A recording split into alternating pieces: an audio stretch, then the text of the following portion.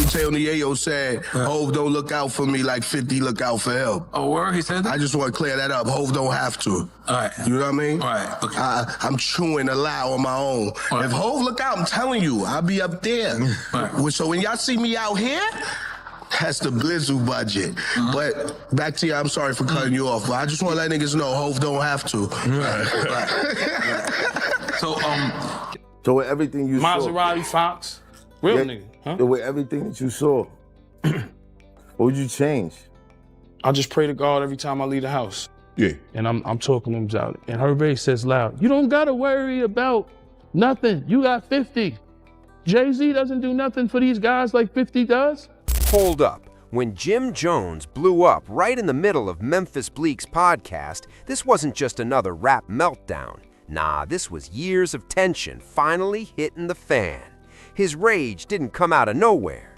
It was laser focused on Tony Yayo, and the vibe, so heavy, even Bleek looked like he didn't see it coming. But here's the kicker. Bleek doesn't even have beef with Yayo. So what triggered Jim to snap that fast? It all comes down to loyalty, pride, and a few words that cut deeper than most: respect. See, Memphis Bleek's position is simple to understand. He's been riding with Jay-Z since day one, basically a little brother in the Rockefeller fam tree. That connection, solid as steel. But Tony Yo, he's been throwing shade at Hov non-stop, always with that slick mouth that keeps old scars raw. The heat turned real when Yayo claimed Jay tried to block 50 Cent from grabbing the Super Bowl halftime stage, a line that still annoys 50's crew hardcore.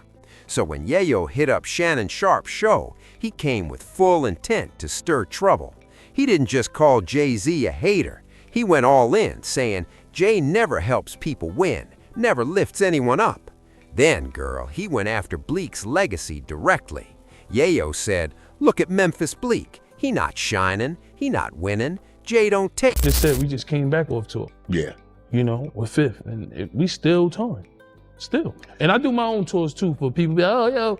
You see, I do my own tours. I did tours in Canada. I did a tour across the whole Germany and the Swiss Alps, and that's why I don't care about the hate, cause I'm like, I got the possibility to do my own tour, like something with Memphis Bleek. Memphis Bleek said to Nori, Yayo said Jay-Z didn't have us on tour like he did, or I eat my own halal. I eat my own halal too, if you want to say that. To Memphis Bleek, I just came off my last tour. All I'm saying is when you see Jay-Z in a setting, he never really, when he's doing a Beyonce show or whatever, you don't see Memphis Bleek on the stage or him being brought out. You know, even if I'm doing the hype man shit with 50, he's bringing me out. I'm making money. I'm going to. That's that man girl too. That's it. That's Hov's wife tour. Yeah, that's Hov wife tour. So I believe if Hov was out on his own, he would bring Bleek out. There is no need for him to bring Bleek in a situation where it looked like if this was last tour you're talking about with the Cowboy Carter. Right. Yeah. So to me, because I look at Bleek as a loyal guy, like I'm a loyal guy to Jay. But I look at like Fifth, my guy Hervé, one day we had TRL, and it's the young Gunners there. Yeah. And I'm talking to him about it. And Hervé says loud, you don't gotta worry about nothing. You got 50. Jay-Z doesn't do nothing for these guys like 50 does. And Hervé, I think he worked with them too. But he said that to me, and that always stuck in my head. Rest in peace to him. That line, boom, it lit the whole culture on fire. This wasn't just a simple diss. Nah, it was disrespect wrapped up with comparison. And trust me, it hit a nerve. Bleek's been loyal for decades, riding for Jay without ever switching sides. And now he's hearing people clown him for not getting his due. That's personal. It didn't just sting Bleek, it shook everyone in Jay's circle. That's when Jim Jones jumped in. Jim wasn't about to let that slide. Straight up, he called it like it is, debating who really takes care of their people better. That's corny behavior, Jim said flat out. Real ones don't measure loyalty by handouts. You can't feed your family off someone else's plate, he said. And he's right. Once that plate disappears, your people go hungry. All this chatter about who gives more money or support, weak energy. Jim made it crystal. Real men stand on their own 2 feet. If your homie holds you down, that's love, no question. But flexing it like it's an accomplishment, that's off.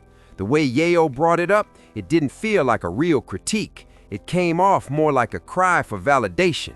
Yayo tried to paint Jay-Z as selfish, but how he said it made it look like a competition. Who's getting more spoiled?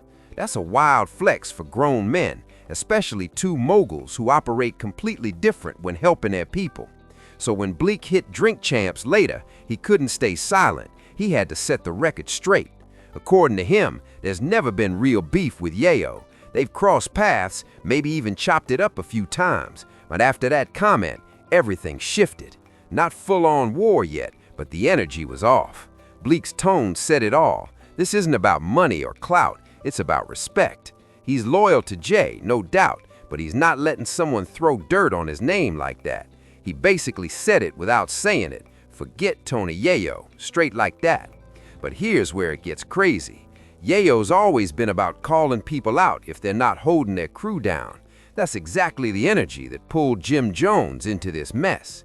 Remember early 2000s? The G-Unit versus Dipset wars were insane. 50 Cent and Cam trading shots. Jim right there in the mix. Pure chaos. Most fans thought all that drama ended years ago. Wrong. Right? Stack Bundles, one of my favorite rappers in the world. Rest in peace. Rest in Stack peace. Bundles. Riot Squad. Rest in peace. Far Rock. Yep. You understand? Jim Jones, he had Stack Bundles, he had Max B. I looked at it like, wait, you know. Stack Bundles had a portion was still in the hood.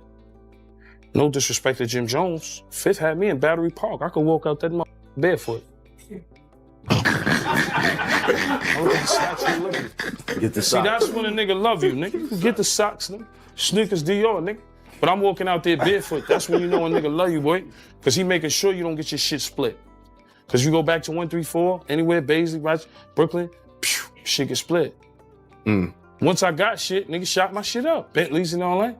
Y'all can get that sneaker, just toss that over there. My shit's official. You know what I'm saying? Yo, look, but nigga put me in position. Rest in peace of Stack, but Stack got killed in the project with a Porsche. Yeah. Nigga, come on, nigga, I'm from the hood, nigga. Y'all niggas thought, nigga, I done been around the Black Justice and seen the Preems and all that, nigga. The E-Money bags, all that, nigga. The younger niggas under that. So with everything you saw, Maserati Fox. Real nigga, huh? with everything that you saw, what would you change? I just pray to God every time I leave the house. But what would you change? Change what? Pass the cup. I for heard that. you talk about all the shit you went through, all the shit niggas is still going through. What Yeah, God, you one of them cups listen, just what for the God ass got though. planned for you is planned for you, brother. God already knows what's planned for you in life. God planned for you to come here and spaz on y'all niggas tonight. I spaz. I'm just saying it was a plan. I mean, I do be on some Hollywood shit in Europe. I gotta stop. Yeah. Something like, yo, stop talking about Europe. I don't, like, when you come Yeah, here, you it's gotta messed up. deal Don't with treat niggas. Vlad like that, bro. See how niggas is? See how No, niggas I is, had nothing bro? with Vlad. He ain't treat Vlad do with like Europe. this. He I ain't treat do Vlad things like you have to this, do with my Europe. nigga. When you go Jim and Yayo have been tossing light jabs behind the scenes for a minute, and now it's blowing up again. But this time, it ain't about music. It's about legacy, loyalty, and street code. Yayo took things up a level when he hit Math Hoffer's podcast and dropped a bombshell. He straight up accused Jim of leaving Stack Bundles in the hood, left him there to die. And yeah, that lands hard. Those are straight up fighting words. If you don't know Stack Bundles, let me break it down. He wasn't just another rapper. He was one of Jim's day ones. Jim signed him, put him on tour, gave him a shot. Stack was supposed to be the next big thing, but tragedy hit, and he lost his life in the very hood he came from. To this day, that loss still stings the culture.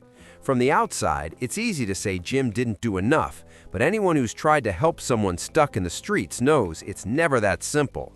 Sometimes you can hand someone the blueprint, give them everything, and they still won't leave the block. Jim always said he tried, gave Stack music, money, chances, love, but Stack wouldn't step away from the streets. That crushed Jim. Then came the whispers, people saying Jim jacked Stack's whole wave, his style, his sound. But Jim denied it every time. He said it wasn't theft, that he carried Stack's energy forward out of love, not greed. You could see the pain every time he talked about it. So when Yo dragged Stack's name into this, that was cold. It wasn't rap anymore, it was personal. By the time Jim sat down with Bleak, the fire was already burning. The second Yayo's name dropped, Jim's whole energy shifted. He was locked in. The moment Tony Yo's name came up on that podcast, Jim Jones flipped the switch. No hesitation, no filter.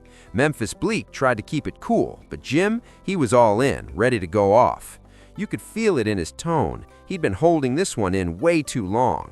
Jim started off calm, talking about his team, his family, and all that chatter about who's taking care of who. Straight nonsense. We don't need nobody to feed us. We feed ourselves, he said, Harlem confidence dripping off every word.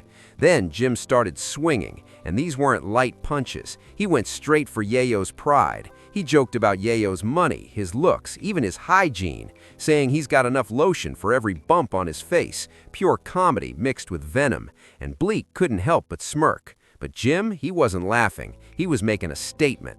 To him, this wasn't about jokes or one-liners. It was about self-respect. Jim wanted everyone listening to know he built everything he's got from the ground up. Ground up, no cosigns, no charity, no big homie cutting checks. That's why it stung so hard when Yayo implied he was riding someone else's wave. And let's be real, Yayo's point wasn't even about Jim being broke. It was about the people around him. He said Jim's circle didn't look as strong as he made it seem, like they weren't winning together. But Jim didn't touch that. Pride took the wheel. If he'd stopped and addressed it calmly, maybe the convo could have gone deeper. A real talk about how fame and loyalty get twisted in this game. But once that switch flipped, Jim wasn't hearing logic. He felt disrespected. And when that happens, Harlem comes out fast. Jim's voice started rising, his body tense. You could tell this wasn't for show. Years of pent-up frustration spilling out in real time. He said flat, he doesn't answer to Jay-Z, 50 Cent, or anybody else. He built his brand brick by brick. That was the energy, defiance. He wanted the world to know he's under no umbrella.